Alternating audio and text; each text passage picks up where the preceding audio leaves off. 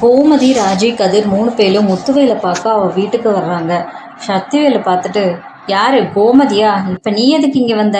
உங்க குடும்பத்துக்கும் எங்களுக்கும் எந்த உறவும் இல்லைன்னு அன்னைக்கே முடிவு பண்ணியாச்சுல அப்படிங்கிறாரு. வடிவு உடனே, தம்பி கொஞ்சம் சும்மா இருங்க, இப்ப சண்டை போடுறதுக்கான நேரம் இல்ல. வீட்டு பெரியவருக்கு உடம்பு முடியாம இருக்கு, இந்த நேரத்துல தன் அண்ணனை பார்க்கணும்னு ஓடி வந்திருக்கா. அவளை வாசல நிக்க வச்சே பேசாதீங்க, வாமா ராஜி உள்ள வா அப்படிங்கிறாங்க. உடனே கோமதி, அண்ணி அண்ணனுக்கு உடம்பு இப்ப எப்படி இருக்கு அண்ணி? செய்தி கேட்டதுல இருந்து என் நெஞ்சை படபடன்னு அடிச்சுக்கிட்டே இருக்கு அண்ணி. வடிவு உடனே, உள்ளவா கோமதி, உங்க அண்ணன் படுத்த படுக்கையா கிடக்கிறத பார்க்க எனக்கே நெஞ்சு பொறுக்கல. வா கதிர், நீயும் உள்ள வாப்பா அப்படிங்கிறாங்க. அப்பத்தா உடனே, கோமதி வாமா உள்ள, உங்க அண்ணனை பார்க்க வந்தியாமா?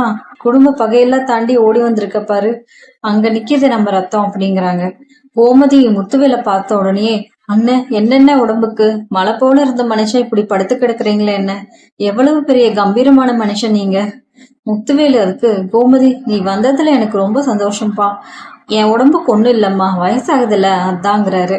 அப்பத்தான் சொல்றாங்க, முத்துவேலு இங்க பாருடா, உன் தங்க மட்டும் வரல, உன் மருமகன் கதிரு, உன் மக ராஜையும் கூட வந்திருக்காங்க.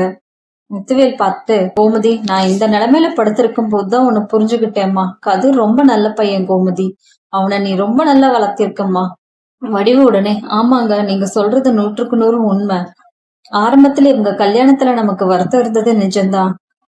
நீங்க உடம்புக்கு முடியாம இருந்த நாட்கள்ல கதிர் தான் சொந்த புள்ள மாதிரி உங்களுக்கு மருந்து மாத்திரை எல்லாம் கொடுத்து டாக்டர் கிட்ட கூட்டிட்டு போய் எல்லா உதவியும் செஞ்சிருக்கான். உண்மையான பாசம் யாருக்கு இருக்குன்னு இப்பயாவது புரிஞ்சுக்கோங்கிறாங்க.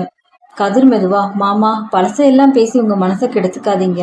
இப்போ உங்களுக்கு மன அமைதி தான் முக்கியம். டாக்டர் உங்ககிட்ட என்ன சொல்லியிருக்காங்க தெரியுமா? உங்களை வீட்டுல சும்மாவே படுத்து கிடக்க கூடாதுன்னு சொல்லியிருக்காங்க. வாக்கிங் போங்க சொல்லியிருக்காங்கல்ல. வாங்க மாமா, நம்ம அப்படியே மெதுவா வெளியே போயிட்டு வரலாங்கிறான். முத்துவேல், எனக்கு நடக்கவே தெம்பில்லடா கதிர். இருக்கே மாமா உங்களுக்கு தோல் கொடுக்க, என் தோலை புடிச்சிட்டு நீங்க நடங்க. வாங்க மாமா மெதுவா எந்திரிங்க அப்படிங்கிறான். ராஜியும் அவங்க அப்பாவோட இன்னொரு கையை பிடிச்சிட்டு முத்துவேல் நடக்க ஹெல்ப் பண்றான். வடிவு சக்திவேல் கிட்ட, தம்பி இன்னும் என்ன கோபம் உங்களுக்கு? கதிர் தம்பியோட குணத்தை பார்த்த பிறகும் நாம பகை வச்சிருக்கிறதுல என்ன நியாயம் இருக்கு? அவங்க செஞ்ச உதவியாலதான் இன்னைக்கு உங்க அண்ணன் எழுந்து உட்கார்ந்து இருக்காரு. முத்துவேலுடனே, சக்திவேலு வடிவு சொல்றது சரிதான், இனிமே நம்ம சண்டையை பத்தி பேசாதீங்க. ராஜி நீ உள்ள வாப்பா அப்படிங்கிறாரு. ராஜியுடனே, சொல்லுங்கப்பாங்கிறா. உங்களுக்கு என்ன பிரச்சனைன்னு எனக்கு நல்லாவே தெரியும். நீயும் கதிர் இந்த வீட்டுக்குள்ள வர்றதுக்கு எவ்வளவு தயங்கி இருப்பீங்கன்னு எனக்கு புரியுது. ஆனா நான் இந்த நோய் படிக்கையில விழுந்தப்ப என் மனசுக்குள்ள நினைச்சு பாக்குறேன், ஏதோ பெரிய பாவம் பண்ணிருக்கேன். அதான் எனக்கு இப்படி ஒரு தண்டனை வந்துருச்சுன்னு நினைச்சேன். ஆனா அந்த பாவத்துக்கெல்லாம் பரிகாரமா ஏதோ ஒரு நன்மை. நீங்க 2 பேரும் இன்னைக்கு என் கண்ணு முன்னாடி வந்து நிக்கிறீங்க. பார்த்தா உடனே, முத்துவேலு நீ எந்த பாவமும் பண்ணலடா. குடும்ப பெருமைன்னு நாம தப்பான வழியில போயிட்டோம். ஆனா ஆண்டவன் இன்னைக்கு கதிர் மூலமா நம்ம குடும்பத்தை ஒண்ணு சேர்த்துட்டான். கதிர் அதுக்கு, மாமா நீங்க சீக்கிரமே சரியா இருப்பீங்க. உங்களுக்கு ஒரு குறையும் வராம பாத்துக்கிறது இனிமே என் பொறுப்பு மாமா அப்படிங்கிறான். கிளம்புறப்ப கதிரு, மாமா மருந்து மாத்திரையெல்லாம் கரெக்டா எடுத்து வச்சிருக்கேன். அப்புறம் மாமா முக்கியமான ஒரு விஷயம், இனிமே ஆஸ்பத்திரிக்காக போகணும்னா என்னைய கூப்பிடுங்கிறான். உடனே முத்துவேலு, கதிர நீ சொன்ன அந்த வார்த்தை போதும்டா. என் மருமகன் எனக்கு அரணா இருக்கும் போது எனக்கு என்ன பயங்கிறாரு. வடிவு உடனே, கதிர் தம்பி என் மகளை நீங்க ரொம்ப நல்லா பாத்துக்கிறீங்கன்னு எனக்கு தெரியும். இந்த வீட்டுக்கு நீங்க செஞ்ச உதவிக்கு எப்படி நன்றி சொல்றதுன்னே தெரியலப்பா, ரொம்ப நன்றிங்கிறாங்க. கோமதி உடனே, அண்ணி கிளம்புறோம் அண்ணி, அண்ணனை பத்திரமா பாத்துக்கோங்க. அப்பத்தாவும், எல்லாரும் சந்தோஷமா போயிட்டு வாங்க, இனிமே நம்ம குடும்பத்துல மங்களம் தாங்கிறாங்க. போகிறப்ப கோமதியை பார்த்து சக்திவேலு, என்ன கோமதி அண்ணனை பார்த்தாச்சு, அண்ணன் வாயாலேயே மாப்பிள்ளைக்கு பாராட்டும் வாங்கியாச்சு, மனசு ரொம்ப குளிர்ந்து போயிருக்குமே. ஆனா உன்னை நல்லா ஞாபகம் வச்சுக்கோ, நீ ஒரு தடவை இப்படி வந்துட்டு போனதுனால நமக்குள்ள இருக்க பகை முடிஞ்சு போச்சு, எல்லாம் மாறிடுச்சுன்னு நீயாவே இல்ல உன் புருஷனா கனவு காணாதீங்க. வடிவு உடனே, தம்பி அவங்க கிளம்புற நேரத்துக்கு எதுக்கு தேவையில்லாம பேசிட்டு இருக்கீங்க, கொஞ்சம் சும்மா இருங்களேங்கிறாங்க. சக்திவேல் உடனே, நீங்க சும்மா இருங்க அண்ணி, நான் இப்ப பேசலைன்னா இவங்க இந்த வீட்டுக்குள்ள எப்ப வேணாலும் வந்துட்டு போகலான்னு உரிமையா வந்து நிப்பாங்க.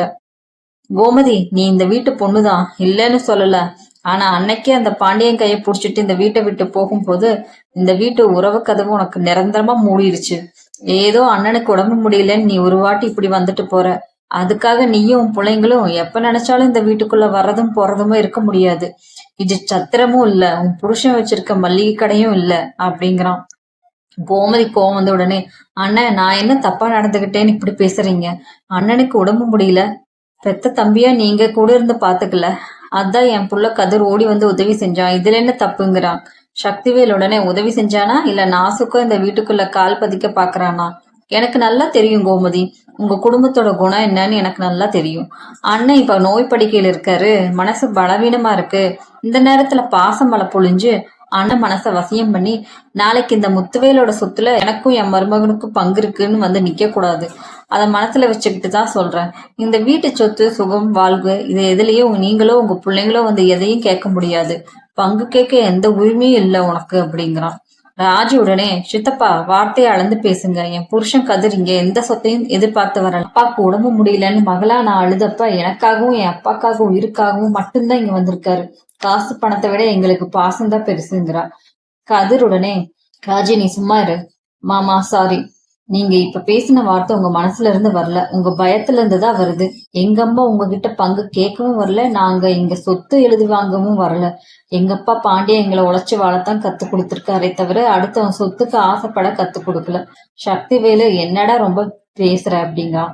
கதிர் அதுக்கு, நிஜத்தை தான் பேசுற மாமா, நீங்க பயப்படுற மாதிரி உங்க சொத்துல ஒரு பைசா கூட எங்களுக்கு தேவையில்லை. ஆனா ஒண்ணு, முத்துவேல் மாமாவுக்கு உடம்பு முடியலன்னா என் அம்மாவுக்கு அன்னமுறை வேணும், நான் மறுபடியும் வருவேன். அப்ப நீங்க கதவை மூடினாலும் அதை உடைச்சிட்டு உள்ள வர தைரியம் இந்த கதிருக்கு இருக்கு. ஏன்னா சொத்து இல்லாத இந்த வீட்டுக்குள்ள என் அம்மாவோட ரத்த பாசம் இருக்கு அப்படிங்கிறான். அப்பத்தான் அதுக்கு, டே சக்திவேலு வாயை மூடுடா, பெத்த பிள்ளைங்க சொத்து எப்ப பிடிக்கிறீங்களான்னு வக்கீல தேடி ஓடுறாங்க. ஆனா இந்த கதிர் மருந்து மாத்திரையை தேடி ஓடுறான். உனக்கு இன்னும் அந்த பணத்து சொத்து வெறியும் அடங்கலையாடா? கோமதி இந்த வீட்டு பொண்ணுடா, அவளுக்கு இந்த வீட்டு வாசல்ல நிக்க முழு உரிமையும் இருக்கு. அவளோட போகவும் வரவும் சொல்ல நீ யாருடாங்கிறாங்க. வடிவும், தம்பி இனிமே நீங்க ஒரு வார்த்தை தப்பா பேசினாலும் நான் சும்மா இருக்க மாட்டேன். கதிர் தம்பியும் கோமதி செஞ்ச உதவிக்கு நம்ம வாழ்நாள் முழுக்க நன்றியோட இருக்கணும். அதை விட்டுட்டு இப்ப சொத்தை பத்தி பேசுறது நமக்கு தான் அசிங்கங்கிறாங்க. முத்துவேலுடனே, சக்திவேலு உனக்கு அவ்வளவு தாண்டா புத்தி. கோமதி கதிர் நீங்க அவன்கிட்ட பேசி உங்க நேரத்தை வீணாக்காதீங்க. கதிரு நீ சொன்ன அந்த ஒரு வார்த்தையே போதுண்டா. இனிமேல் இந்த வீட்டுக்கு நீ எப்ப வேணாலும் வரலாம் போகலாம். உன்னை தடுக்க இந்த வீட்டுல யாருக்கும் உரிமை இல்லைங்கிறான். கதிரு, சரிங்க மாமா, நீங்க உள்ள போய் ஒளிபடுங்க. சக்திவேல் மாமா சொன்னதை நான் மனசுல வச்சுக்கல, கிளம்புறோம் மாமாங்கிறாங்க. கதிரு, ராஜி, கோமதி 3 பேரும் சக்திவேலை திரும்பி பார்க்காம நிமிர்ந்த தலையோடு கம்பீரமா திரும்பி போறாங்க அவங்க வீட்டுக்கு. சக்திவேலுக்கு அவமானமா இருக்குது.